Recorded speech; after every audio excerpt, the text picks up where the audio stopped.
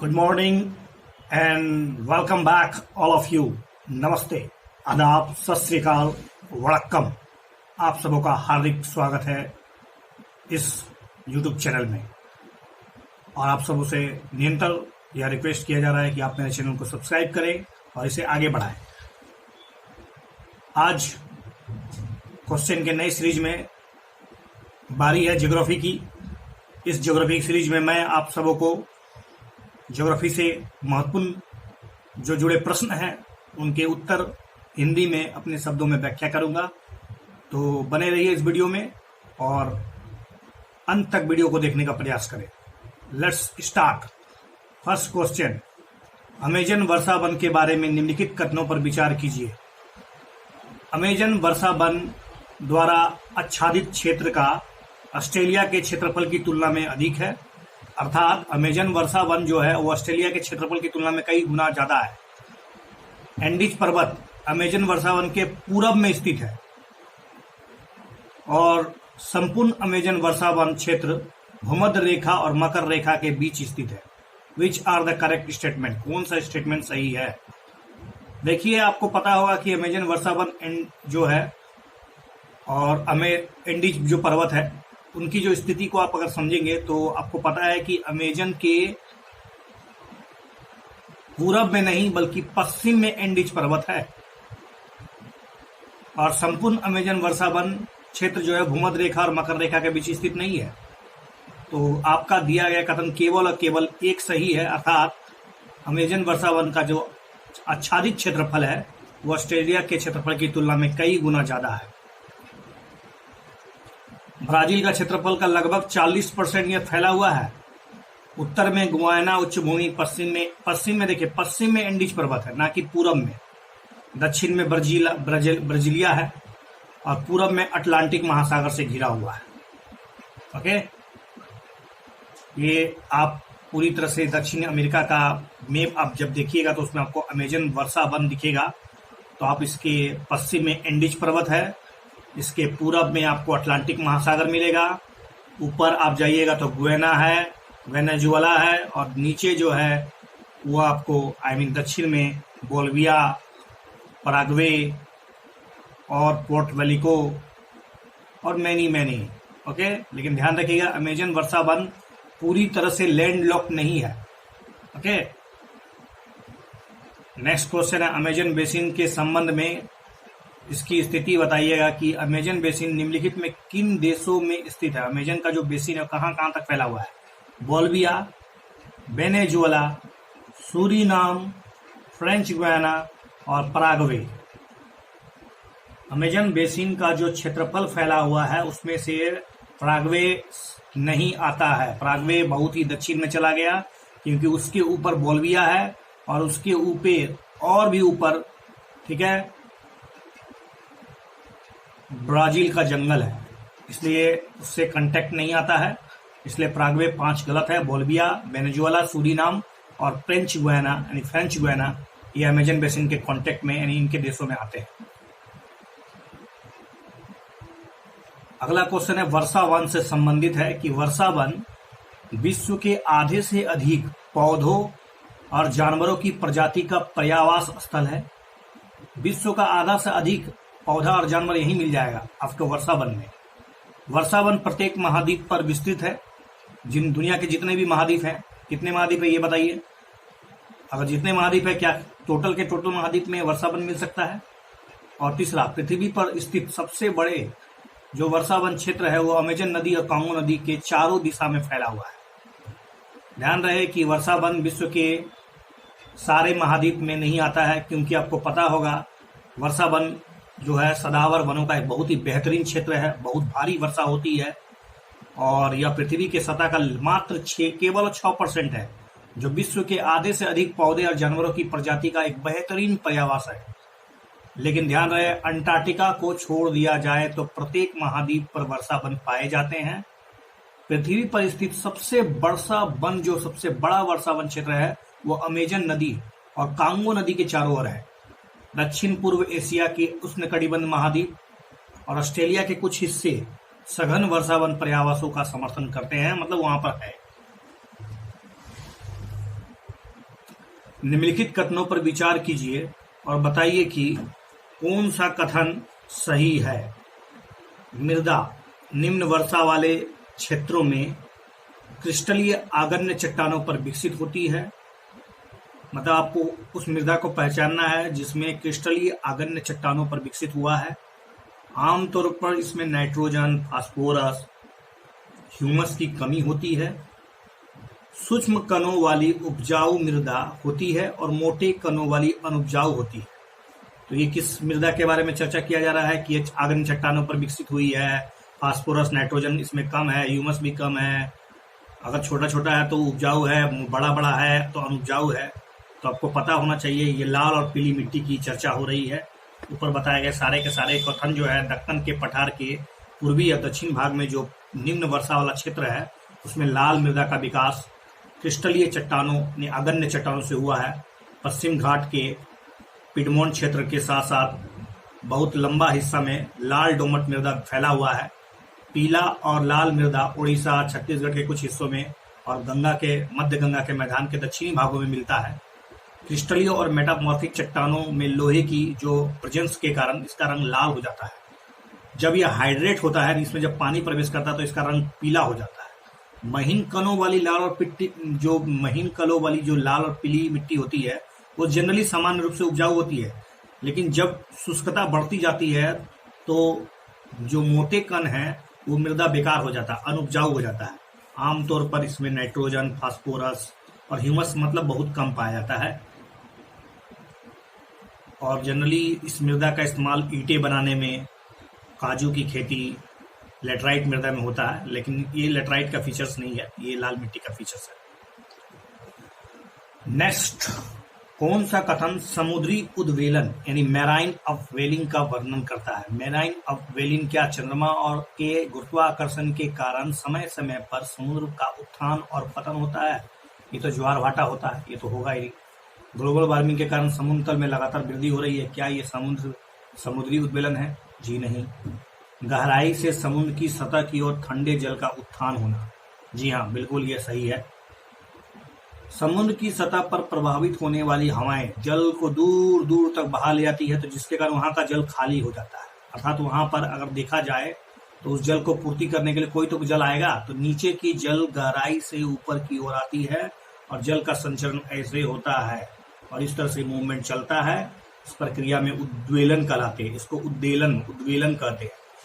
हालांकि इसके साथ बहुत ही फायदेमंद है कि नीचे की जो शैवालें हैं, जो प्रचुर मात्रा में जो मतलब कहा जाए तो ठंडा और पोषक तत्व है, वो पदार्थ ऊपर आ जाता है।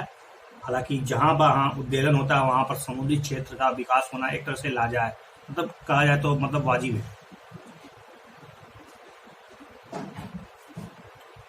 अब फिर से वर्षा वन के बारे में है कि अधिकांश वर्षा वन विभिन्न परतों में फैले हुए हैं। कौन कौन से कारक उत्तरदायी हैं इसके इतने विकास के कारण? अलग अलग जो लेयर होता है, first layer, second layer, third layer, तो इसका कारण है एक तो जल, भारी वर्षा, सूर्यताप, जी हाँ, और तीसरा है वायु का परिसंचरण। तीनों बिल्कुल सही है। देखिए, अधिकांश वर्षा वन 4 परतों में फैला हुआ है। फर्स्ट लेयर इमरजेंट, दूसरा है कैनोपी, तीसरा है अंडर स्टोरी और चौथा है फॉरेस्ट फ्लोर। प्रत्येक परत की जल, सूर्य के प्रकाश और वायु परिसंचरण विभिन्न स्तरों के आधार पर अपनी अपनी विशिष्टताएं प्राप्त करता है। फिर भी प्रत्येक स्तर पर पृथक पृथक, लेकिन ये परस्पर अन्योन्य आश्रित है, एक दूसरे पर निर्भर है। एक परत की प्रक्रियाएं और प्रजातियां दूसरे पर प्रभाव डालती है। नेक्स्ट है भूकंप फोरशॉक और भूकंप स्वाम। ये भूकंप फोरशॉक और भूकंप स्वाम पर विचार कीजिए। फोरशॉक हल्के भूकंप होते हैं, हल्का हल्का झटका होता है जो एक ही स्थान पर बड़े भूकंप आने के पूर्व की एक सूचना होती है। एक भूकंप की पहचान फोरशॉक के रूप में नहीं की जा सकती जब तक कि उसी क्षेत्र में इसके पश्चात एक बड़ा भूकंप घटित न हो जाए। भूकंप स्वाम अपेक्षाकृत कम समय में एक स्थानीय क्षेत्र में होने वाली भूकंप की घटनाओं का एक लगातार सीरीज है। भूकंप स्वाम, फोरशॉक और भूकंप स्वाम मुख्य रूप से उत्तर पूर्वी और उत्तर पश्चिमी हिमालय क्षेत्र में ही केंद्रित है। तो जितने भी ऑप्शन आपको बताए गए हैं वो सभी के सभी ऑप्शन भूकंप से जुड़े हुए प्रश्न हैं और सभी के सभी ऑप्शन सही हैं। भारतीय भूवैज्ञानिक सर्वेक्षण जियोलॉजिकल सर्वे ऑफ इंडिया ने कहा है कि भारत के विभिन्न हिस्सों में जो हाल ही में लगातार छोटे छोटे परिणाम के जो भूकंप के झटके आ रहे थे, उसका कारण क्या था? फोरशॉक और भूकंप स्वाम। फोरशॉक और भूकंप स्वाम ने दिल्ली और बहु उसके आसपास के क्षेत्रों में लगातार भूकंप की हल्की हल्की झटकाओं का अनुभव किया और एक विचलन वाली स्थिति पैदा कर दी कि क्या बड़ा भूकंप का संकेत है, लेकिन ऐसा कुछ हुआ नहीं। फोरशॉक का अर्थ होता है भूकंप के पूर्व के झटके, और स्वाम मतलब होता है भूकंप की एक श्रृंखला, लगातार रह रह के जो भूकंप आ रहा है। निरंतर विरूपण प्रक्रिया के दौरान टेक्टोनिक तनाव की जो निर्मुक्ति का संकेत है, टेक्टोनिक प्लेटें में जो दरार पड़ रही है, हल्का हल्का जो उसमें दबाव क्रिएट हो रहा है, उसकी जो ऊर्जा बाहर आ रही है, इन आघातों का एक विस्तृत अध्ययन यह अनुमान लगाने में मदद कर सकता है कि क्या कोई क्षेत्र महत्वपूर्ण भूकंप घटित होने की संभावना है या नहीं है। ये छोटे भूकंप की घटनाएं मुख्य रूप से उत्तर पूर्वी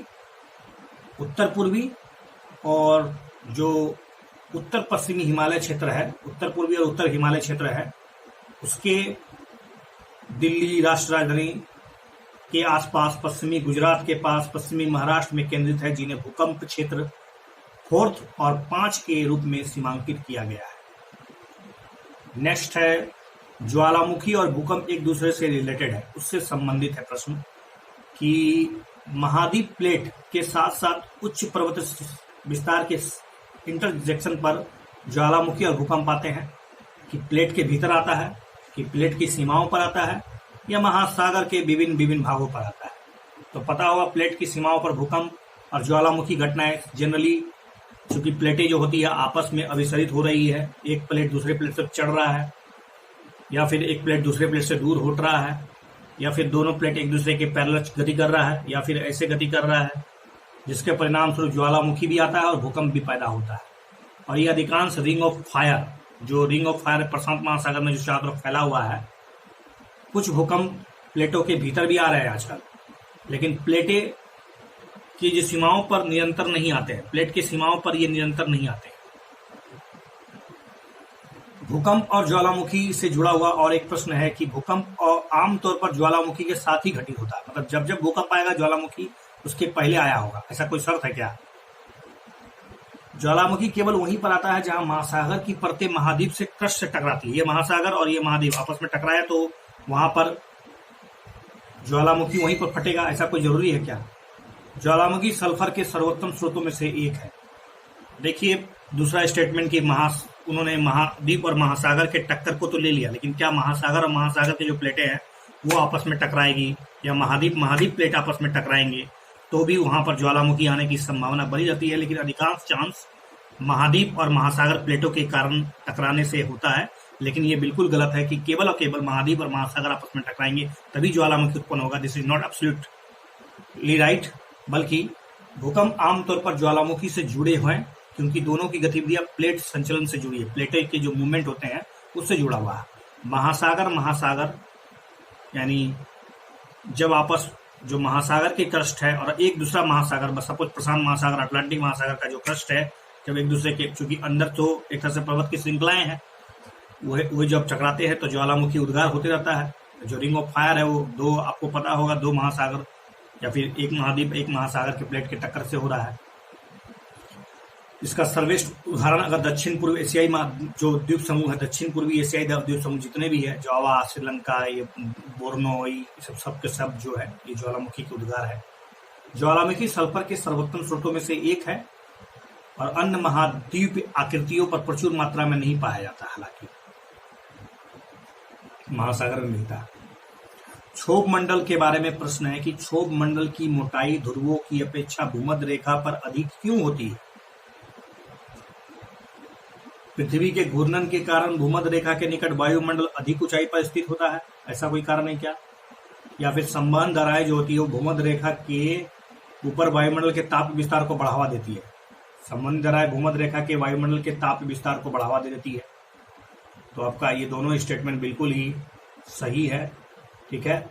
जैसा कि आप जानते हैं कि क्षोभ मंडल की मोटाई ध्रुवों की अपेक्षा भूमध्य रेखा में अधिक होती है।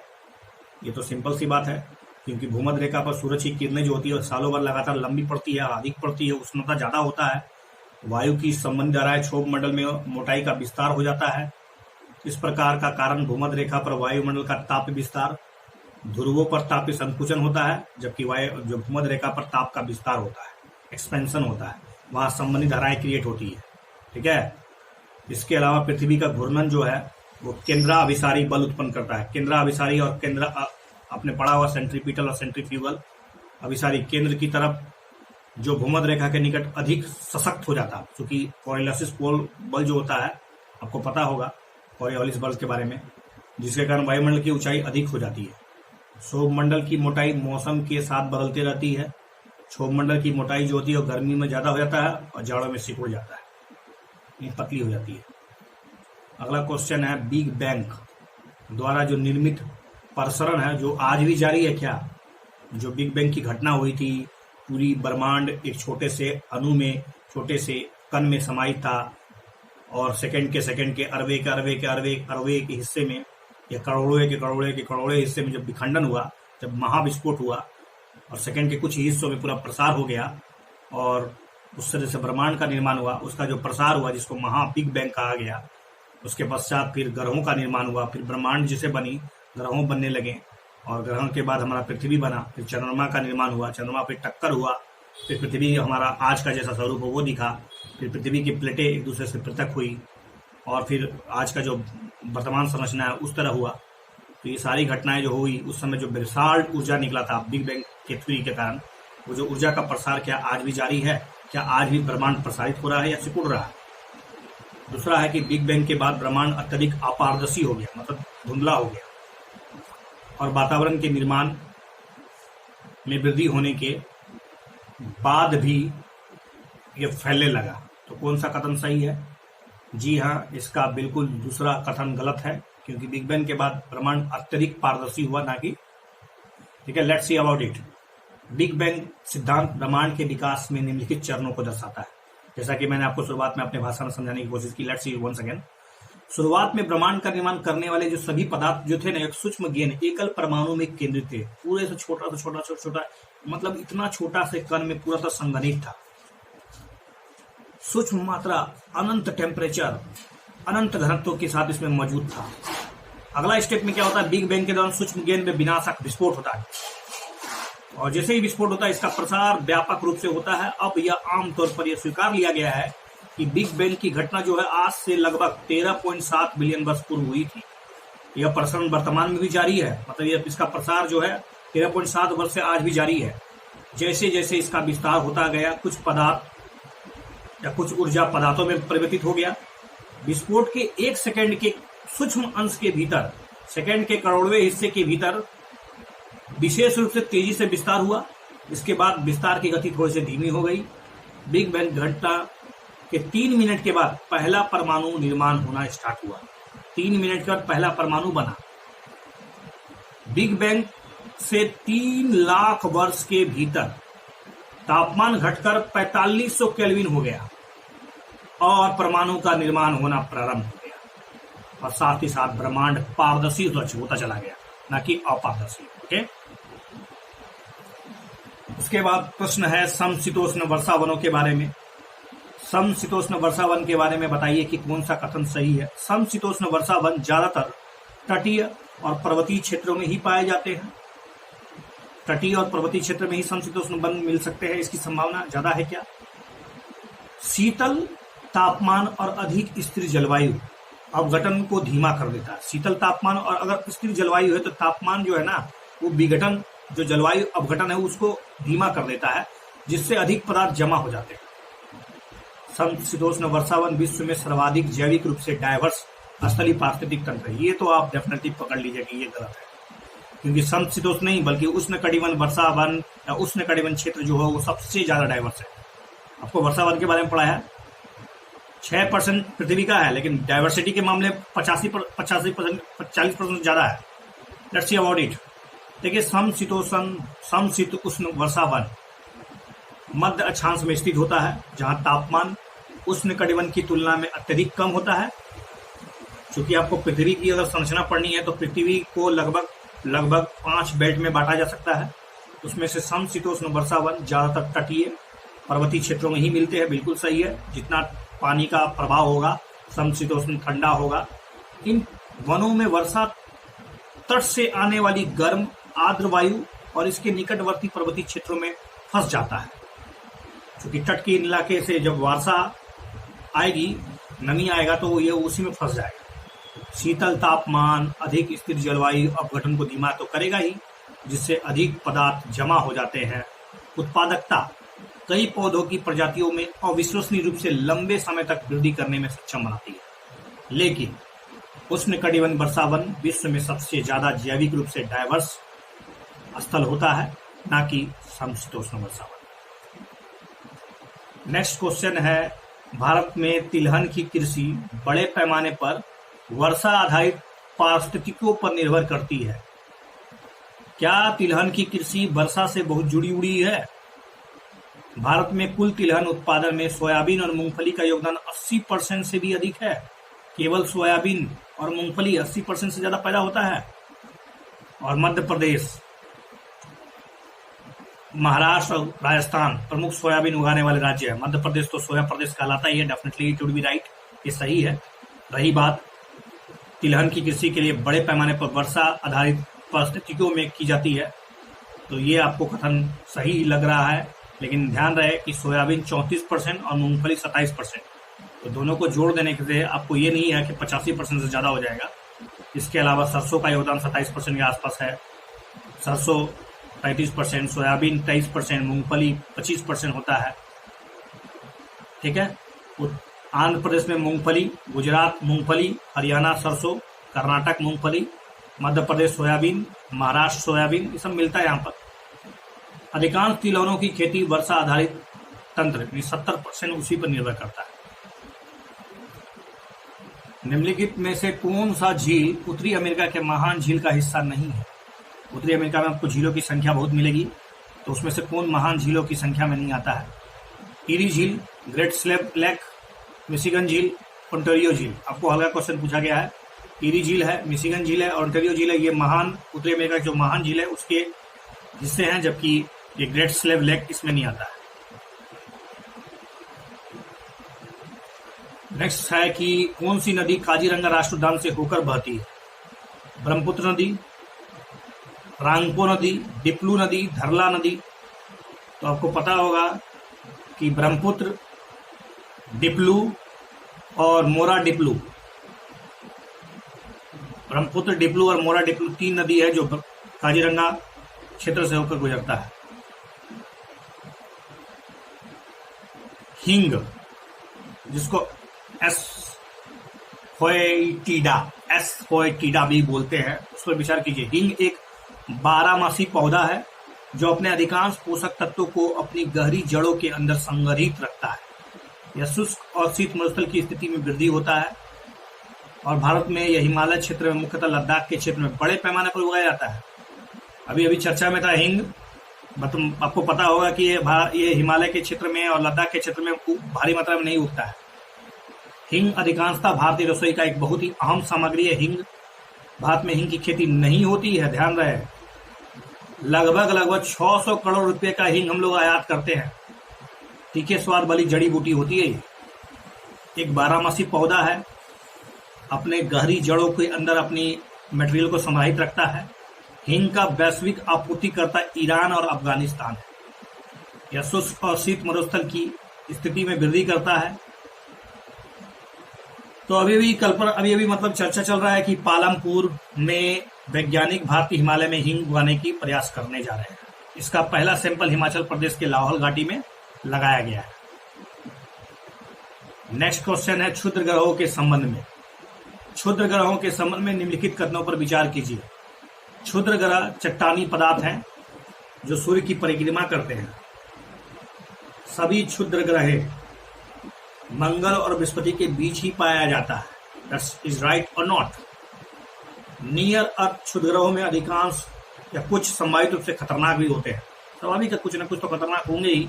ये जो आप ग्रेट लेक देख रहे हैं हमारे यहाँ पर है, उस झील का नाम बताइए जो कि क्रेटर से बना हुआ है।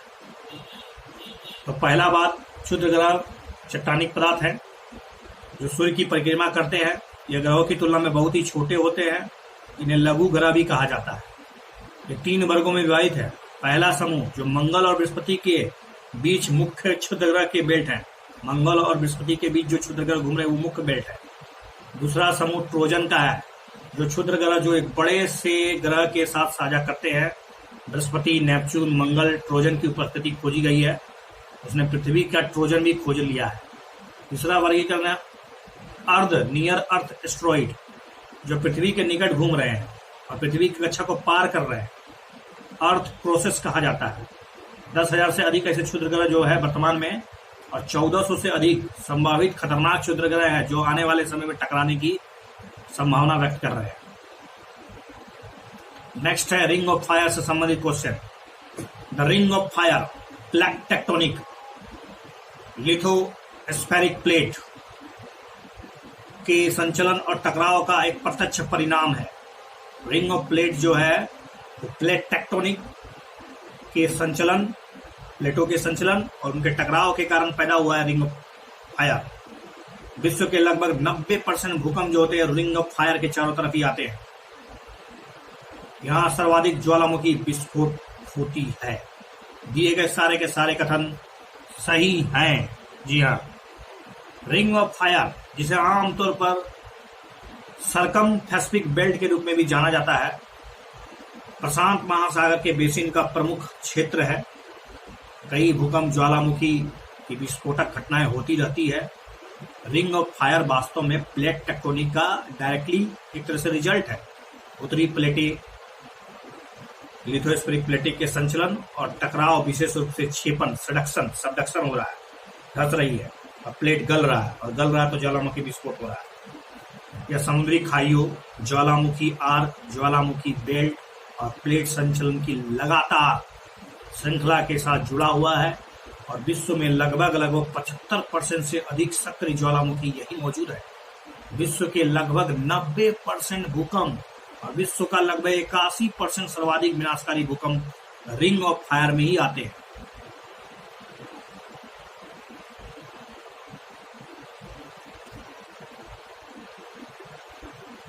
नेक्स्ट क्वेश्चन फ्रॉम डोल ड्रम। ये डोल ड्रम से संबंधित बातों पर ध्यान दीजिए। डोल ड्रम का सर्वश्रेष्ठ वर्णन क्या है? भूमध्य रेखा या भूमध्य रेखी क्षेत्र में शांत पट्टी जहां प्रचलित पवनें, व्यापारिक पवनें मिलती है। हिंद महासागर में उष्णकटिबंध क्षेत्र जहां चक्रवात उत्पन्न होता है। पृथ्वी का बहुत ही शांत क्षेत्र, शीत क्षेत्र जहां वायुमंडल बहुत ही कम है। जी नहीं, इसका सही जवाब है भूमध्य रेखीय बेल्ट को शांत क्षेत्र पेटी कहते हैं, जहां प्रचलित व्यापारिक पवनें दोनों दिशाओं से आकर मिलती है।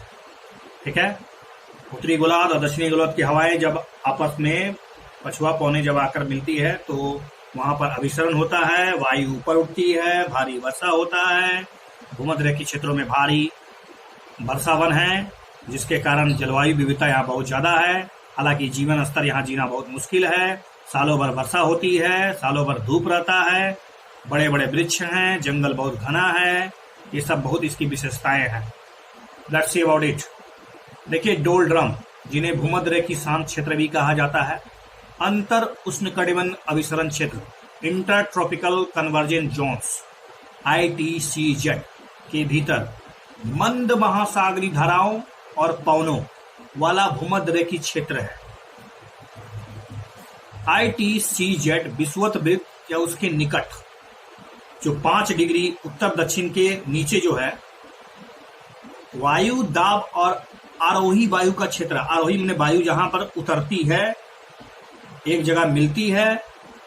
उत्तर और उत्तर पूर्वी और दक्षिण पूर्वी व्यापारिक पवनें आपस में आके, मैंने पछुआपन बोल दिया था, माफ कीजिए उसके लिए, व्यापारिक पवनें आपस में आके अभिसरित होती है, कन्वर्ज होती है।